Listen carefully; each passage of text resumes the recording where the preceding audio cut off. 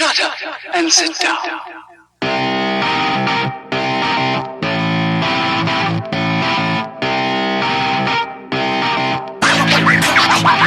Welcome once again to the Shite podcast show. Mark and Ken. What's the story? Episode 186 of the Shite podcast show. Yep. Let's just stop. I know what we're going to mention, and let's just stop that. Let's just stop bringing it up. It's getting too close for comfort. Yeah, let's just stop mentioning it. Maybe our listeners will forget. Maybe. Hopefully. Yes. Yeah, we were kind of brainstorming before the show about something, but like that takes a lot of ambition. What does? What we were talking about before the show. Oh yeah. I don't think that's feasible. I forgot about it already. Yes, and hence the problem of our lack of planning. This is just like we go, oh yeah, that would be great, wouldn't it? And then we never think of it again. And we've had a pretty good bunch of stories. I think we've more stories than we might even get through in the show. We've a whole 7 stories to get through. Yeah, more than we've had in a while. Yeah, exactly. It's kind of a weird week. Sometimes there's a drought, and other times you just get all the stories and all the idiots come all at once. Yeah, not just us. Yeah, and we've a little bit of something for everybody. We have a bit of sports, bit of science. Yeah, science. Yeah, a bit of nostalgia. Yeah. And a whole lot of idiots. Jam-packed with idiots. Like, what a variety of a show. Absolutely superb. You won't get this on some history podcast. Where they only talk about the past. They only talk about the past. Yeah. Like, we do have nostalgia though. Yeah, yeah. We have also a guy who loses a finger. Yeah, they don't have that in their fucking history podcast. We're also talking about a Venom deal that Reebok are gone from the UFC, and they have a new clothing sponsor. We're talking about Venom, what we think of it. We're also talking about MMA fighter who lost their finger. It's what we're referencing in our intro. Yeah. A scientist, and we always hear we must trust scientists. A scientist believes that we've been making tea wrong our entire lives and wants to set us straight, Ken. It depends where this guy's from, if I'm going to listen to him or not. He's from England, so we're not off to a great start. We're not off to a great start. From Leeds as well. Oh, we're off to a terrible start. Yeah, exactly. Then we have sad news. Yahoo Answers is going to be no more on May 4th.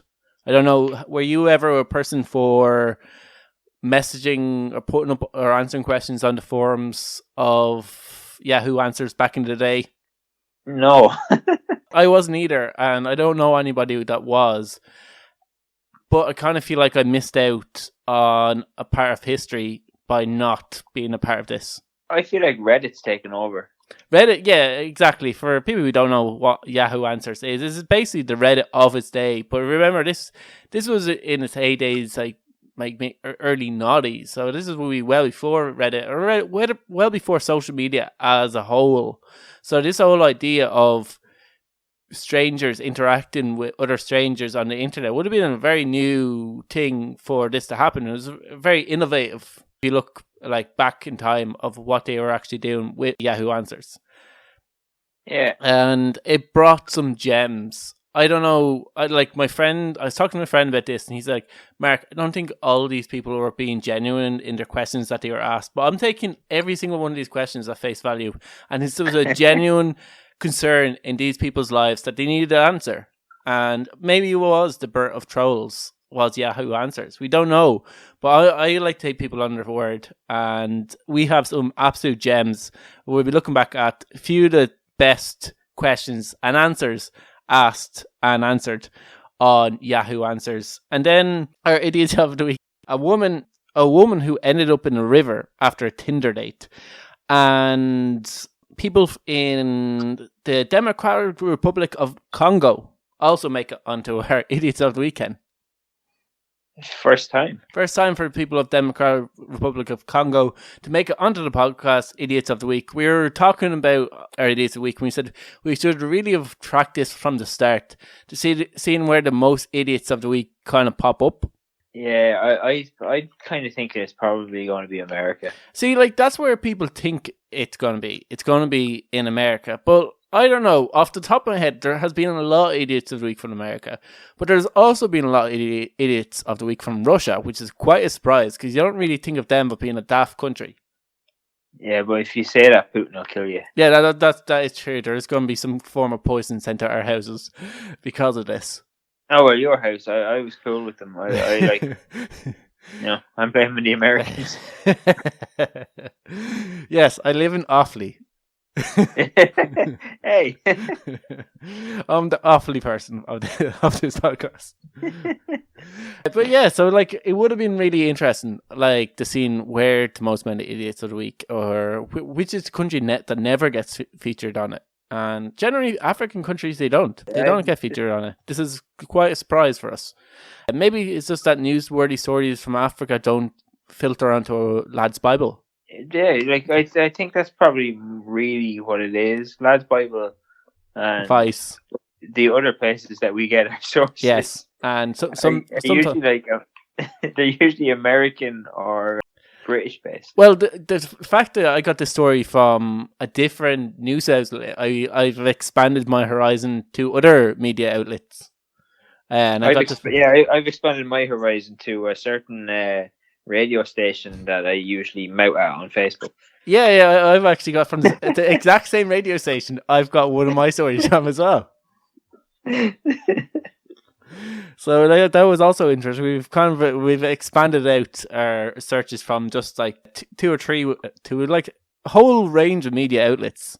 Yeah, we're gone multimedia. Multimedia in terms of who we steal our ideas from. Borrow, Mark. Borrow, yes. So we should get into it because we do have quite a lot to get through on today's show. We started talking about MMA. It's something that we both have an interest in, but we very rarely talk about it on the podcast. Yeah. I think the first one is Reebok. They have went away from the UFC. And it was kind of controversial when they first came in. Because I feel weird about this, right? Because first I fucking hated this whole Reebok thing, and I hate the way the gear looked, and now I miss it. You miss it? Yeah, like I know, like it hasn't really gone away yet. Yeah, but I'm gonna miss it. Do you know what? From what they started with, the gear that first came out was hideous looking, and it was just so badly done. And now, when they kind of got into the second or third generation of the clothing, they seem to be making improvements towards stuff that you'd actually wear. But like, I kind of feel like I've seen some of the Venom stuff that are coming on board, and it just looks more like the Reebok stuff. I only seen like kind of, I think it was Instagram post about it, and I didn't like it. It was too fucking colourful. The only ones I seen a yellow kind of outfit, and it looks very similar to the Reebok one. And like, this thing was meant to be for all fighters. So when you come into the sport, you have a sponsor built in that's going to pay you a certain amount of money. You'd have built-in sponsors.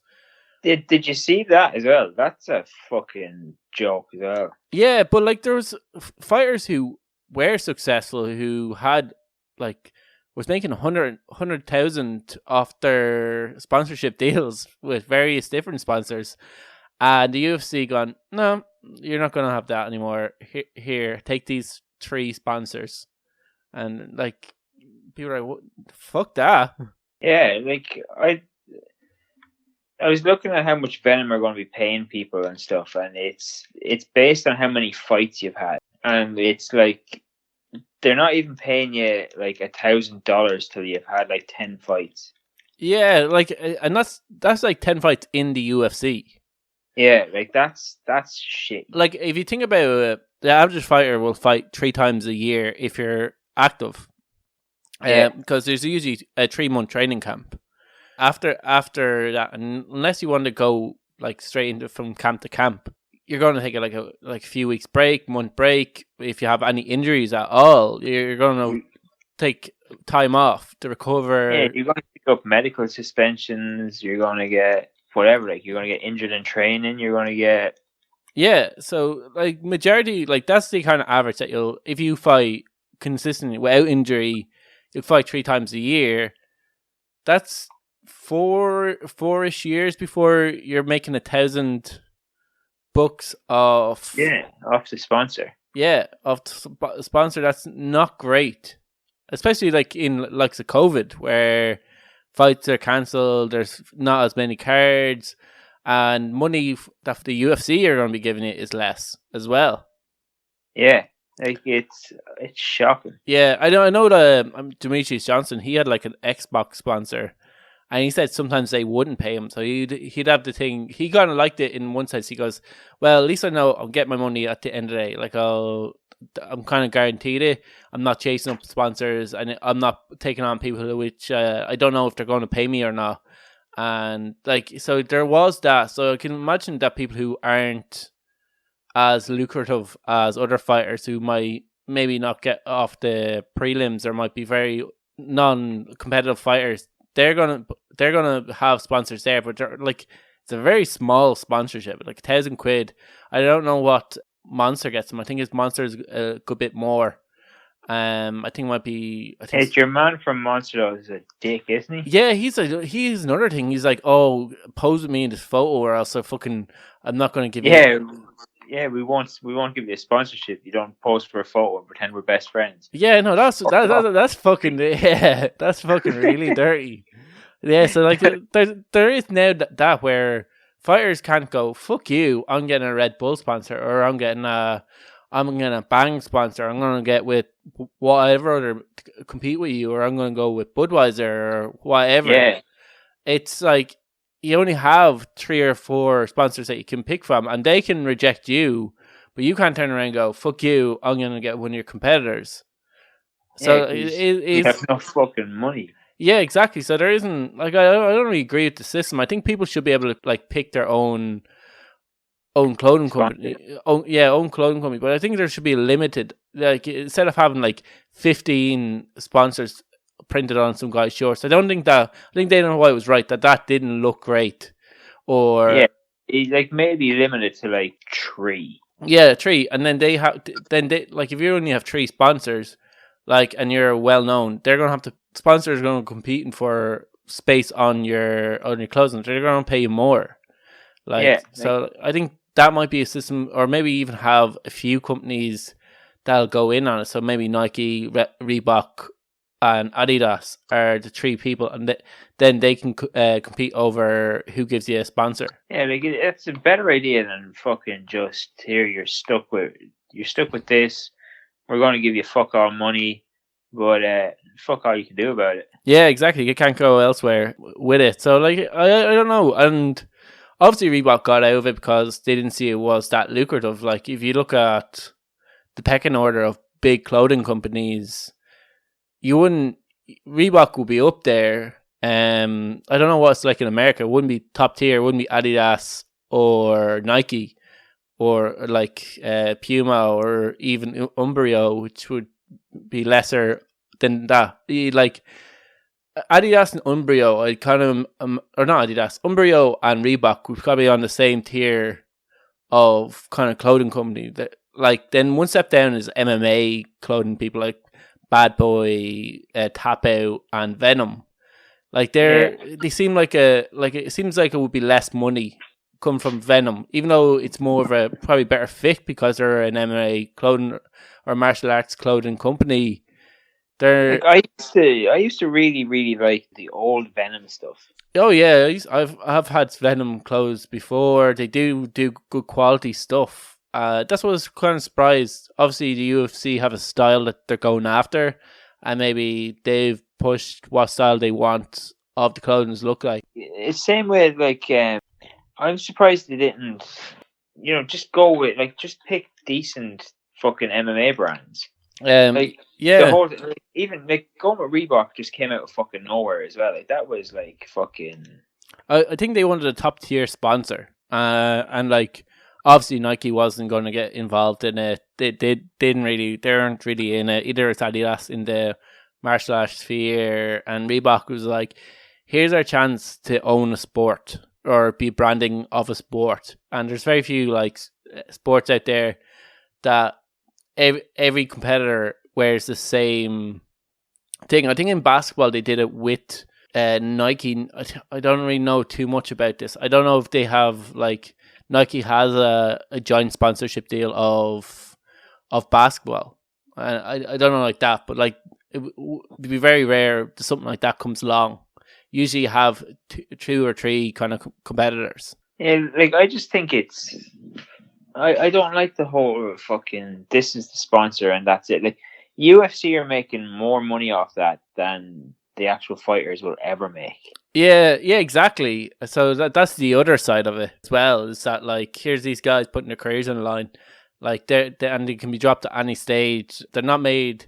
They don't make as much as maybe boxers do, and you could argue that their careers might be even a bit shorter than boxers, especially at the top tier. And like you won't be able to retire after being in the UFC. You're gonna have to go find work elsewhere. And okay, if you're a top fighter, you might get on to broadcasting or analyst, or there might be small few fighters that get work off the UFC out of this, but it's like the very small minority. Yeah, like tiny. Like there's like even a lot of fighters end up not even making a lot of money like through coaching and shit. Yeah, well, yeah, exactly. It's like it's a large premises to own a mixed martial arts gym. That means there's a lot of rates involved, a lot of insurance, a lot of costs for trainers themselves to bring in people, especially if they're any decent quality. To get top trainers in, you have to get paid them like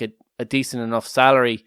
And then there is the time it might take you to get like a UFC fighter or a Bellator fighter or a professional fighter. Could be like an 8-year process, and there's no guarantees that you're going to produce a top tier fighter even with the top coaches. And that, so like it's a gamble in that. And I know like obviously people would pay membership and stuff like that to come to these gyms, and if you have a name you can bring a certain amount of sponsors into your gym that will sponsor your fighters or sponsor your gym. You can make stuff like that, but like it's a hard grind after you finish, especially like if you wrestled out of college, you don't have any other education, you then spent the last 10 years fighting. Like you haven't really had a job in your life other than fighting, and suddenly you have a mortgage to pay off and you have only a couple of thousand in the bank account and not much. Like you're gonna have to find work somewhere, like, which is quite sad that you could see fighters really struggling into the future. And then you've got these poor fuckers that like lose limbs. Yeah, exactly. Which is what we should transition onto, which is a fighter who's lost a finger. What finger, first of all, out of curiousness, did he lose? His ring finger. All right. So, like, that's the one beside the middle finger. Yeah. So, like, he... if there was a finger to be lost, the ring finger is pretty good. Yeah, they reattached it in the end. All right. And what organization does he fight for? A CFFC. In, I don't know what country it's in. I'm assuming it's America because CM Punk was the commentator. A Canadian fighter name. I'm not even going to try to. It was probably a Canadian. If it's CFFC, imagine one of those C stands for Canada, and a Canadian fighter. Or it could be Cage. Yeah, Canadian Cage Fighting. Cage Fury Fighting Championships. All right, fair enough. There you go. So in between the first and the second round, after the second round, the referee declared it a TKO victory for this guy's opponent because he lost the fucking finger. But it took ages for people to figure out where he actually lost the finger. People were saying there's a moment in the fight where he grabs the cage, the referee warns him to let go of the cage, and then he's seen shaking his hand a little bit after it, and they're like, oh, maybe that's where he lost his finger. But then somebody actually analysed the whole fight, and there's a moment where he gets kicked, and as he gets kicked, something happens with his glove. His finger like folds backwards into the glove, kind of snaps off. But the part that I thought was the best about this was that they couldn't find the fucking finger. Yeah. And they made an announcement over the PA asking everybody in the crowd to like search around the area where they're seated to see if they could find this guy's finger. Like, how far was it? Still in the cage, or was it like how far out of the cage was it? It turned out when they took off the glove, like it was just trapped in the glove. Oh. do you ever be like that where you're looking for something and it's like you're looking for glasses and it's on your head, or you're looking for your phone and it's in your hand? Like the guy was unfazed. He like wanted to continue the fight. Yeah, I guess like they're a different breed. Your fucking finger's gone. You're You like have pissing blood out of your hand. Yeah, you have moments to get to the hospital to get this thing reattached. No, I can take this guy out. One punch. I can knock him out. He's grand. Yeah, it's fine. I can win this. Yes. Yeah, and well, lucky enough they were able to find it. They were able to retach it. And like all the adrenaline, when you're in a fight like that, all the adrenaline, like you don't really feel anything. Like, so imagine he didn't probably notice how he lost a finger. As strange as that is, like your adrenaline is pumping out off. Because like when I was one of my fights, I kept getting low kicked. I didn't feel a thing. All I thought was like in the first round, I was like, oh, I should really start checking these, or else they're gonna really start hurting. Lucky enough, the fight only lasted that one round, and then I was in the cage and I was like, get my medal and all, and I was like, oh, my leg is actually starting to hurt. Those I can start to feel those low kicks, and then by the time I got out of the cage, I was like, oh, that's getting worse. And by the time I got home, because it was like one of the last fights, and it was like 12 o'clock at night, I couldn't get out of the fucking car. I was like nearly crawling into the house. I was like, what's wrong with my leg? Did you win at least? Yeah, I did win. That's okay. Yeah. I had a 1-1 record. I won one, lost one. Perfect. Perfect record. I came back. I came out the way I came in. Just level pegging. And clueless. Yeah, exactly. But like, so your adrenaline is going so much that he probably just didn't notice it or didn't feel that pain. So he probably felt like, oh, I can continue. And then I imagine as soon as like his finger, like that adrenaline, he got out of that cage, he would be like, oh my God, my finger. Yeah, like in the video you can see him, he looks down at his hand, like, so he obviously sees, fuck, my fingers. Oh, this is gonna hurt in the morning. And he's just like, fuck it. Yeah, it's mad that like how strong your body's hormone system can be. Like you can release such a powerful drug that you don't feel your finger being snapped off you. Yeah. So like, but you fucking bang your toe and you're like, oh, bastard. Or, you get like a little tiny paper cut and you're like, oh, God. Yeah, it's like an amazingly complex body. Human body is. No, it's not complex. What? Making a good cup of tea. It's very simple to do. Yeah, I know. There's like people have their own methods of making tea. Some people like to leave the tea bag in. They're sociopaths. What's your method of making tea? My method of making tea is obviously tea bag, hot water, milk. Leave it for like a minute and then keep stabbing it until it's nice and nice. Do you and dark. put the milk in with the tea bag still in there? No. Oh, okay. No, I go tea bag, hot water, a little bit of milk, and leave it sit for like maybe a minute, and then I stab the fuck out of it, and then I was like, just make it nice and dark, get as much juice out as possible, and get rid of that fucking tea bag, because there's no point being in that tea cup anymore.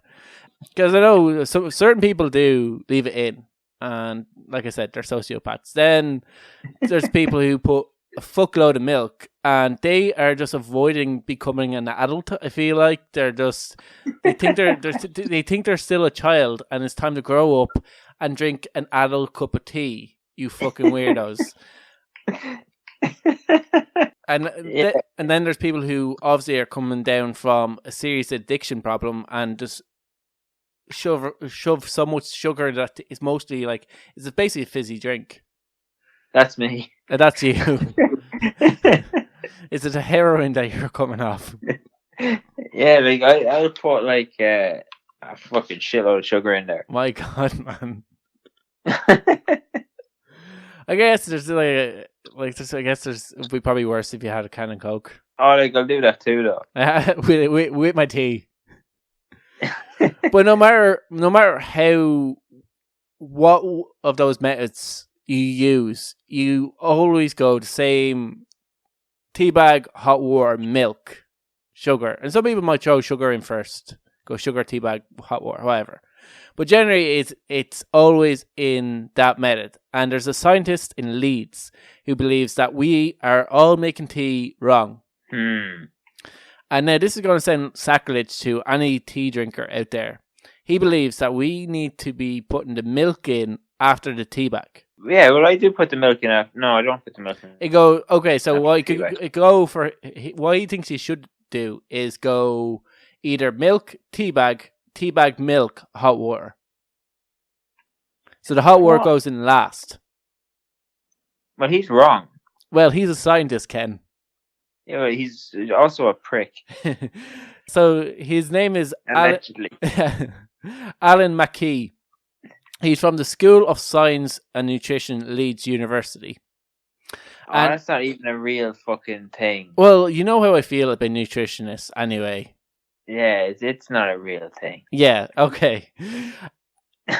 So he was kind of addressing more so people living in hard water areas. So if there's a lot of hard water in your area, there's a lot more minerals in your water, and the more minerals in your cup, the harder these things called tannins are which give flavor to tea. What happens to them is they basically turn into solids, and all the flavor of the tannins are basically trapped in the hardness of themselves, so they can't get out into your cup, so you don't really taste them, and that leads to a dull cup of tea. So what he says is, to get a superior flavor of tea, what you need to do is pour milk in first before the hot water, because the proteins in the milk will combine with the tannins and cling onto the proteins, helping them not to turn into solids and combine with the minerals of the water, giving a richer flavour of tea. He's talking bollocks.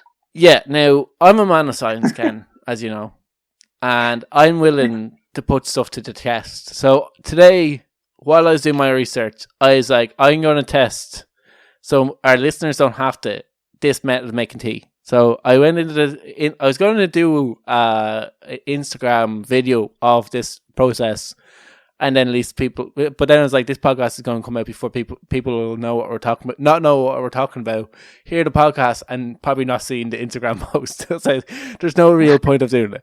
So I didn't. Anyway, so I tried this. I put the milk in, put the tea bag, stab the tea bag, just make sure that flavor gets pushed out of the tea bag into the milk, so it gets a chance to mix with the milk. Then I put in the water, did the same process again, left it like did everything like I normally do. Then this was backwards, and it tastes horrible. It was like, I don't know, it just tastes different. It just was worse flavored. You know, yeah, like, I can't imagine that really working too well. Like. Well, I heard a CV explanation, and I imagine him being a lecturer in this this bog standard college would mean that he probably knows one or two things about tannins and proteins and all these other things. I know my taste buds, and that was not a nice cup of tea. It felt like there's something wrong with the cup of tea. Now, I've made a cup of tea after that, but went reverted back to the way I normally make it. So using same kettle, same water, same milk from the milk carton, same tea bags from the tea jar, and it tasted fine. It didn't taste anything. So I think, like, all nutritionists can go fuck themselves. We'll be in agreement on that one. Yes, but here's the thing. He didn't say, one thing I've always questioned is, what is the right amount of time to leave your tea bags in for? Like, he never said if that was important, if that's an important process, if maybe the freaks who leave their tea bag in, are they onto something? Isn't, as they say, it gives a richer flavour throughout and go dull, blah, blah, blah. Yeah, I just squeezed the bollocks out of it. Yeah, like, that's what most people do. They squeeze as much out of possible. Because no, I don't like with the tea in system is it is rubbing off your upper lip. Yeah, like it's don't leave your tea bag in. Yeah, exactly. Alien does now sometimes. She leaves her tea bag in sometimes. I'd have to be very lazy. Like, he's go, oh, I don't want to get a spoon. Fuck it. That's the only time I read. And then it just rubs off your lip. It's just annoying. There's something in your tea that shouldn't be there. Yeah, but I know Barry's, they have instructions on how to make tea. Well, now, if anybody knows how to make a cup of tea, it's Barry's. It's Barry's. Yeah, now you're going to disagree with them as well. And I think most people will disagree with them. I disagree with them. And I like to leave it in probably a little bit longer than most people do. They say you have to leave your tea bag sitting in the cup of tea about 3 to 5 minutes. 3 to 5 minutes? Fuck off, Barry's. At the next time you have a cup of Barry's tea, look at the box, and on one of the sides, it'll give instructions of how to make tea. And he says 3 to 5 minutes. You're going to have a cold cup of tea by then. I know your tea is probably lukewarm at the best of times. Now, my dad makes tea in an old-fashioned teapot. Yeah. And, like, oh, Jesus, like, you make the tea a good 10 minutes before you want it, because apparently the tea bag needs to stew in it. Yeah. So maybe this is what Barry's are getting on if you're making a pot of tea, that you leave it in for 3 to 5 minutes. And I've heard that about pots of tea. And that seems to be more of an English thing than Irish thing to make pots of tea. Because my sister's going out with an Englishman for all that's wrong with her. And he loves the pot of tea. My dad won't even make tea with tea bags, like. Yeah, or maybe it's just your dad. But like, or maybe it could be just my sister's boyfriend and your dad. But I don't know, he said that in England that like if you're having any sort of a gathering, you make a pot of tea. Whereas anytime in any of the families or anyone else's house that I've ever been in, it's always individual tea bags, individual cups. Yeah. Drink your tea. And then 10 minutes later we'll ask you if you want some more tea. And you better want some more tea. Yeah, exactly, or so we're going to keep asking you. It's like fucking Mrs. Diamond. That's where that joke comes from, is because it's absolutely 100% true. What isn't true is that you leave your tea bag in for 3 to 5 minutes, you can get fucked, Barry's.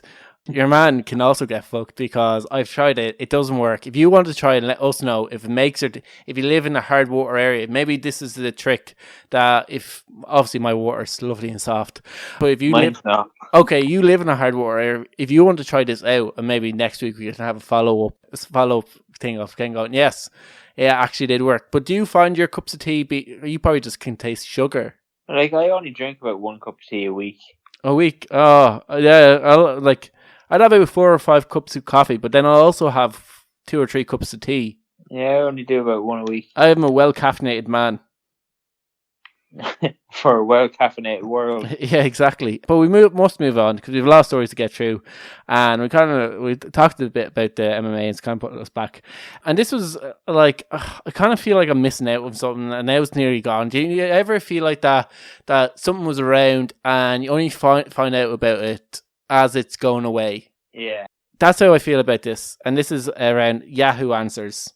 They have recently announced, Yahoo, that they're shutting down Yahoo Answers. And it's going to be pretty quickly. By the end of the month, I think they're going to be stopping people posting new questions and answers.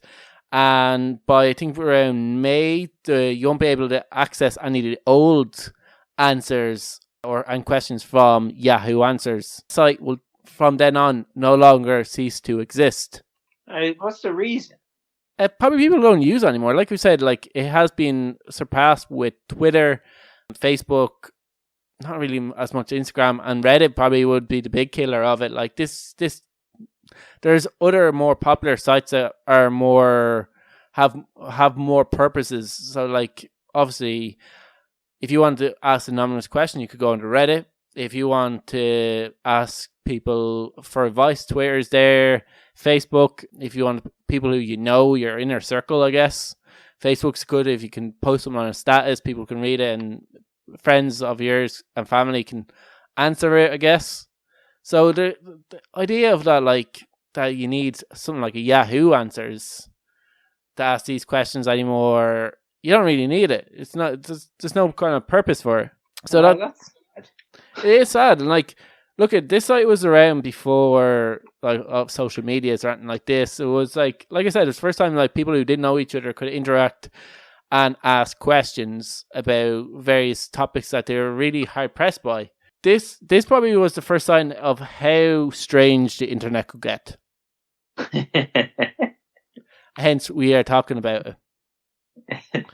So I have a few like kind of the best bits, questions that were asked, and some of the answers as well. So this first one comes in from a girl called Tina, and she has a very complex question. She says, "Can your baby get pregnant if you have sex while you're pregnant?" Good question, Tina. Yeah, she goes into a little bit more detail. In case you're like, I don't know, what does she mean by this? She goes, like, if you're pregnant with a baby girl and you have sex, then she goes, or can your pregnant baby, and then it says sperm go up there, get pregnant? And then somebody obviously wanted to reassure her and goes, the baby can get pregnant if only a female.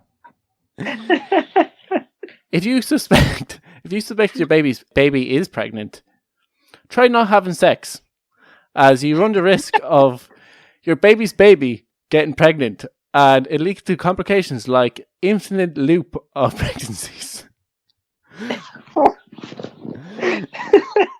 So, like, I don't know if your one was genuinely concerned that she's having unprotected sex while pregnant and didn't want to get her, knowing yourself, re-pregnant, which we learned on the show that you can do, but you could actually get your unborn baby pregnant. Yeah, who knew? Yes. So another guy, this one was anonymous, he didn't have a name. He says, is there any autographs of Jesus Christ? So this might be one of like, oh, is there any proof that he exists? You might go, like, is there any actual proof? Like, did he ever sign anything or any documented written artifacts of Jesus Christ? You might think that's what he meant. And it doesn't really seem like a dumb question. He goes, I know there's like autographs of Babe Ruth, John Lennon, and George Washington, people who are on the same level, clearly, of, like, you know, Jesus fucking Christ. But is there any autographs of Jesus Christ on eBay or in people's houses? I just love the idea that he walks into like some guy's house and be like, oh, what's that? He goes, oh, it's Jesus Christ's autograph. You know, God. It's God's autograph, yeah. Got it on the internet. You got an autograph there. Yeah, Jesus Christ. Yeah, I got it on the internet. Yeah, pretty cool, isn't it? You're like, yeah, fuck yeah, I want a Jesus Christ autograph. He does request as well. He only does personalised ones because he doesn't want them sold on eBay. Yeah, exactly. He's given up on the whole selfie thing as well. Yeah. He's given up appearing to, like, you know, prostitutes off their face and a crack in toast. Yeah. And he started doing autographs instead. Yeah, exactly.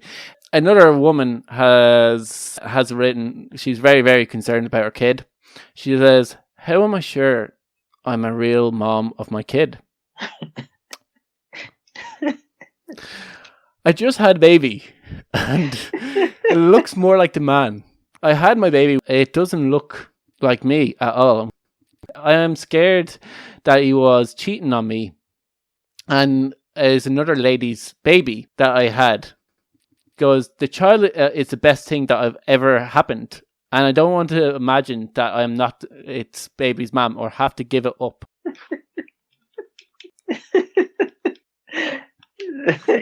What is wrong with these people? I didn't see any reply to that other than... So yeah, basically, like, she was genuinely concerned that her husband or her partner cheated on her. And somehow an embryo attached to his dick when they had sex. So I imagined, like, he would like Then it survived for however many long between both times he had sex with her and the mistress, and managed to impregnate her with another woman's embryo. Is that what happens though, right? Yeah, it does. Yeah, that's why I bring it up. Yeah, you can like not be the mother of your own child. Yeah, well, do you know what? Like, Yahoo Answers wasn't just to ask people pressing questions like, "Is this my baby?" or "How can I buy a Jesus Christ autograph?" They also, like, some people ponder stuff, and they want other people's advice on stuff they ponder. And I have a beautiful mind, so like, you know, I ponder stuff. I kind of like feel like we're syndic spirits, and we like, you know what? I'm always interested in what people think in their heads.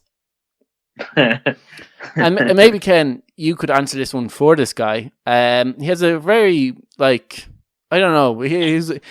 I'm just going to say his question because he's wondering, if I eat myself, would I become twice as big? Because, you know, he consumed the whole lot of you. So obviously, if you consume yourself, you grow twice the size.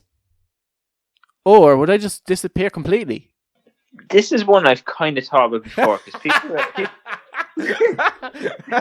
Was this you? people have asked me this before. Yeah, one guy said the best answer, because they have like which was voted best answer, and he said that just blew my mind. So maybe this guy who asked you was on Yahoo Answers, seen this and gone, fuck me, I need to ask somebody who can ask Ken. I have a kind of answer. All right, go on. This is what I asked you, and it's like Ken will know how to answer this. It's going to depend on what you mean by cease to exist. Cease to exist as in like die? Yes. All right. You're never going to fully consume yourself. Yeah, you're never going to fully, but if you manage to like you're going to have your mouth left over and possibly your jaw. Yeah, like we're working in a hypothetical pretend universe here, Mark, I think. Okay. or maybe you can duplicate yourself, right? So like you create another there's two Kens. You decide to kill that Ken and fucking barbecue him. It's like, I'm gonna eat this Ken. Would I grow twice the size? But then you don't have the question of are you going to cease to exist? Oh yeah. I guess in that scenario you would. Unless the duplicate ate you, and in that case both of you wouldn't exist because you're the like main copy. Like thinking about this one, I thought it all depends on what you mean by cease to exist. Yes.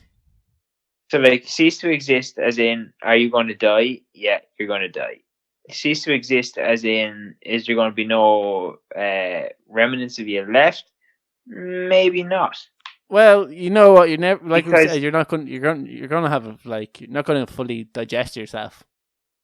Yeah, but you're going to be like, well, like again, we're going hypothetical, so we're going to say that you can actually. You can be like a Pac-Man. If you're a Pac-Man, you can do it. In a situation where you could actually eat yourself. Okay, and like Pac-Man. You could eat your whole body. Yeah. And whatever. You're going to just turn into shit. So you're going to cease existing as a human. No, you wouldn't, Ken, because you'd eat the organs that digest you. Yeah, but then you're going to have to stop when you get to eating your stomach. How do you digest yourself if your jaw and teeth aren't the first thing? I don't think there is a scenario where you can say you can eat yourself and you grow twice as big. So the less. Yeah, you're definitely not going to grow twice as big. The lesser dumb answer to this is you'd exist. You wouldn't exist. Like if we only can pick two scenarios and one was more probable, the more probable one is if you eat yourself, you're not going to exist. I think, yeah, and that's the most logically way we can answer this dumb question. You may exist as shit though. That's up for debate because I don't think you would. Yeah, but because you're probably going to shit before you get to the point where you're going to eat your stomach and stop digesting. I think it takes a half an hour for you to digest food, and other foods obviously like steak takes 12 hours. So most of it is meat, so that's going to take a long ass time for you. It's going to take you a long ass time to fucking eat yourself because you're going to get really, really full. Yeah, and your body has less place to put nutrition because you're constantly eating yourself. Because you're eating yourself. Yeah, but you're going to get lighter because all the blood loss. You're going to probably die. Yeah, exactly. You just can't eat yourself. Okay, the next one is a really complex question. It says, "My girlfriend is my boyfriend. Please help, or help please." You post this one on Instagram. Question mark. Yeah, so people who haven't seen the Instagram post, it says, "I've been going out with this girl for 3 years, and the other day I said to her, 'You're the best girlfriend ever.' And she looked at me confused and thought I was joking, and she said she was a guy and thought I was a girl. ... So basically, I thought she was a girl and she thought I was a girl, but we're both guys." I call bullshit on this one. Yeah. I like. Do you know what? I call bullshit on this one too. And said, "What should I do? I really like her. Am I gay?" So you might call bullshit on this. So if you look down at the comment section and there's a guy or a girl says anonymous and says, "Whoa, you're the fourth person I've seen asking this. Is sort of thing that must be on the rise." That's scary. And probably my favorite one of this one is this. Like if this would be a brilliant chat up line as well. So it says, "Have you ever seen a woman so beautiful you started crying? I know it sounds weird, but once I saw this redhead," so like if it's chat line, insert whatever person you're trying to chat line's hair color is, "and I froze right there. Tears came down my eyes. She was the most beautiful creature I've ever saw. What's the reason behind this?" Genetics? What's the reason behind it? Yeah, genetics, I guess.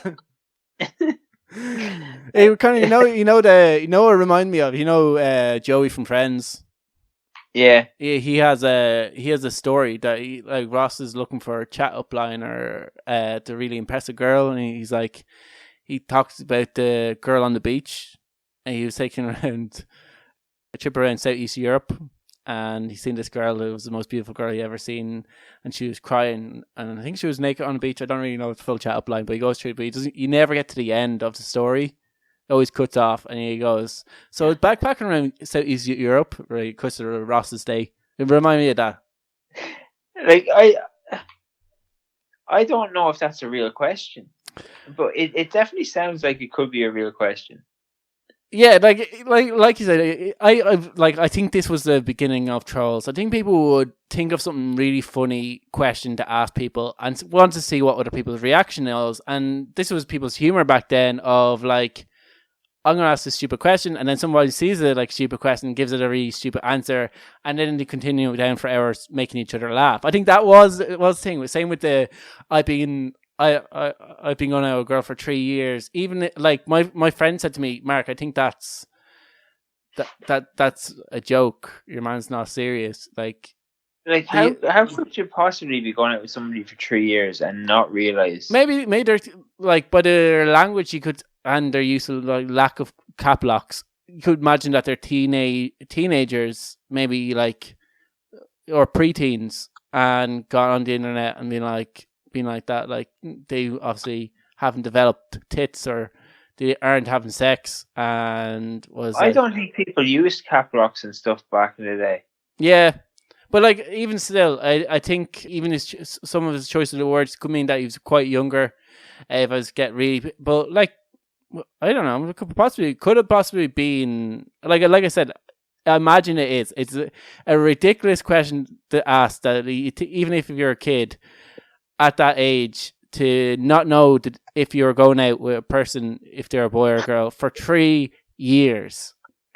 I imagine. But I just love like that was at one time that was people's world, was just that site of like asking random questions, or people just being in so desperate need to find an answer and they couldn't feel like they could turn to family or to friends, so they turned to the internet with such a brain fart. The internet who gives such great advice.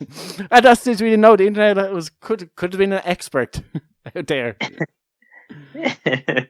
Yeah, so unfortunately, like we've all probably missed out on a very, very historic like part of our lives. So like, I think I just feel after reading all those like things is like I kind of feel like I missed out. Like it's kind of like Reddit because I don't really know what Reddit is. I've never. Is there so many questions, Mark, that could have been answered from your childhood on Yahoo? I know exactly, and same on Reddit, but like I just don't understand it. So I just kind of feel like I've missed out on Yahoo answers, and I don't really see the purpose of like Reddit. Like people send me stuff off Reddit all the time, and I'm just like, this just seems like a bunch of like, let's try and not insult people. Is this like a new thing for us? You know the fat nerds from South Park? Yeah.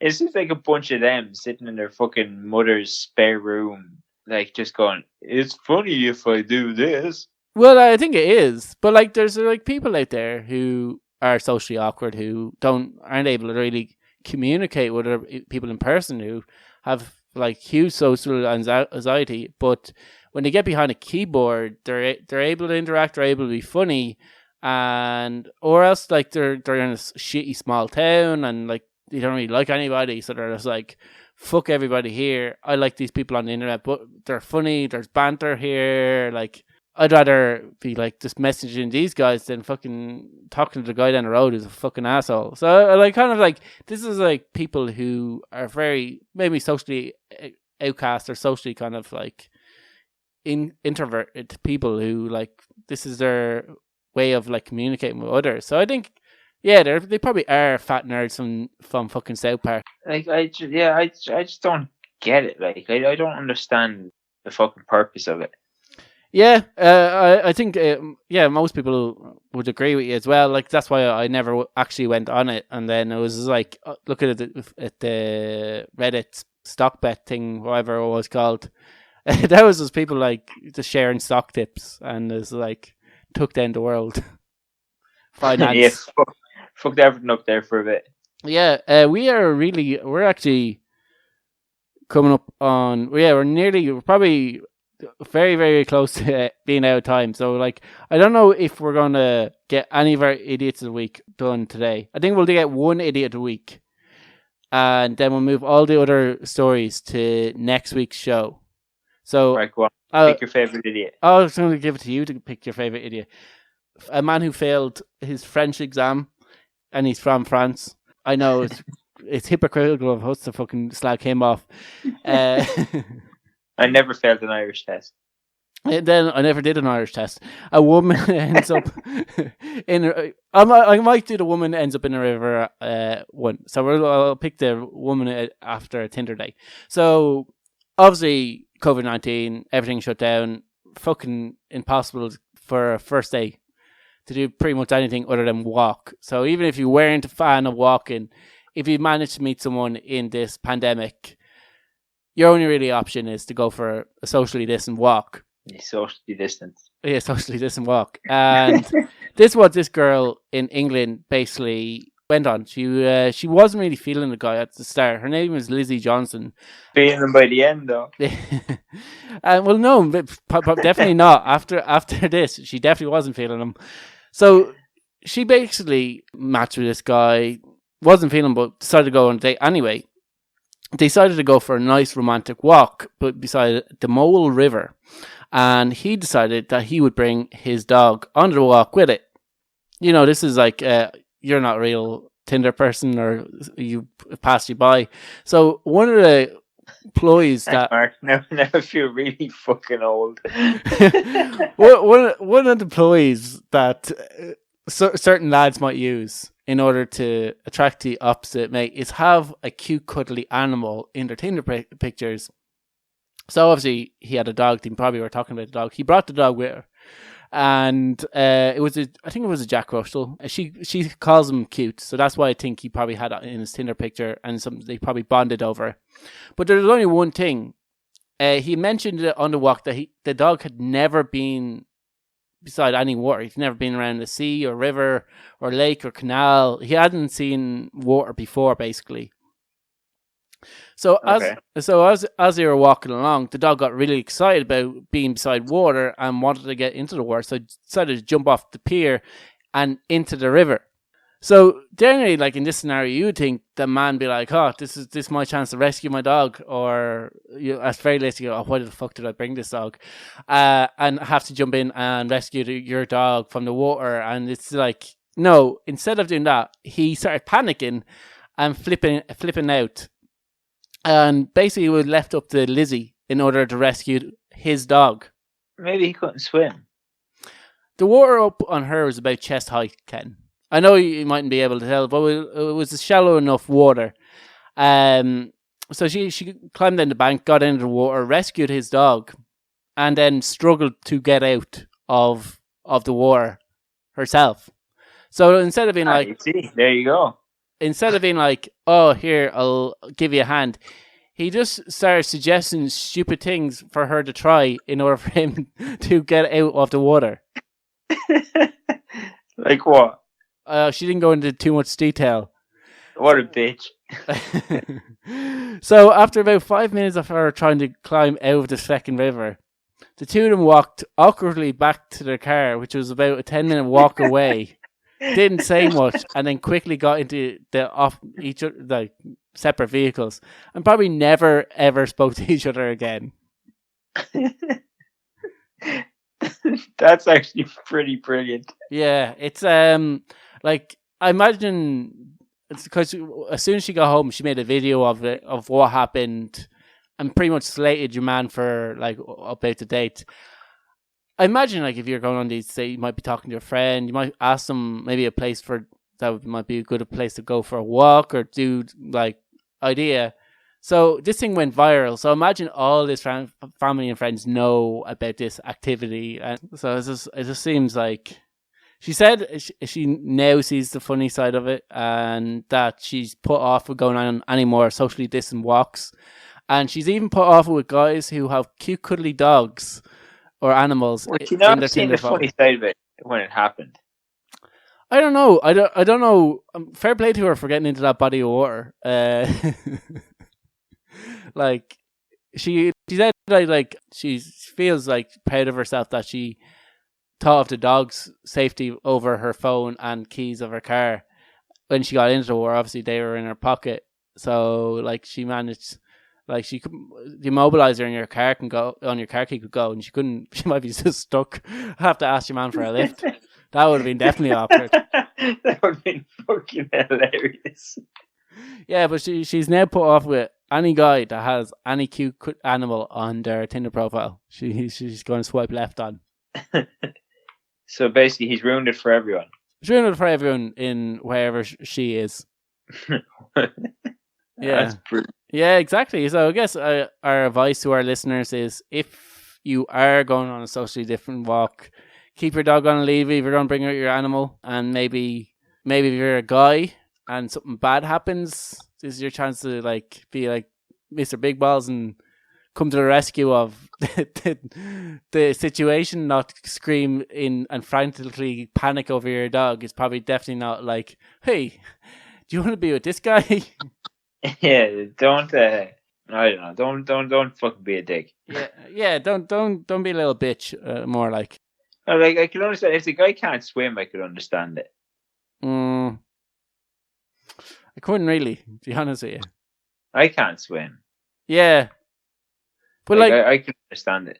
Yeah, I just think if you couldn't swim, keep your dog on a lead. Like, well, maybe the dog was on a lead. He jumped into the water. Yeah, sometimes dogs will still do that, even though they're on a lead. You can just pull them out of a lead. With the lead. Yeah, I know that could possibly strangle your dog. But like, what option is there for? Yeah, like it depends. Like I've got a German Shepherd, like, and he wears a harness when we go walking. Like if he decides he's going into a fucking thing of water, I'm not pulling him back out. Okay, well here's the thing. Here's my advice for you: if AD never leaves you, and you find yourself on a socially distant walk with a girl, don't bring your dog beside water. Yeah, that's probably a better like suggestion. Yeah. So I thought that was hilarious. Obviously, there's probably a lot of people going on socially distant dates along bodies of water. And I'm sure there's loads of more bad socially distant dates stories out there. Maybe our listeners who's been on said dates could give enlighten us. That will be our show for this week. We'll be back next week with loaded of more stories because we 7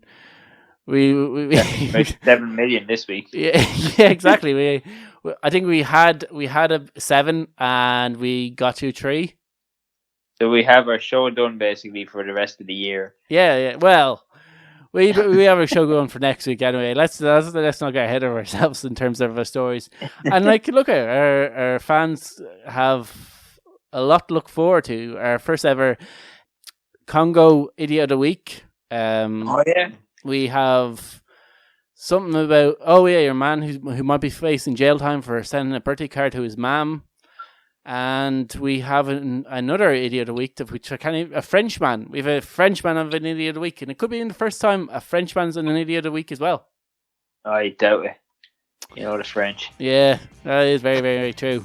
We probably won't have any listeners from France ever again, or probably ever had. So who cares? Au revoir, France. Yeah, au revoir. Until next week. Talk to you next week, I guess. Goodbye.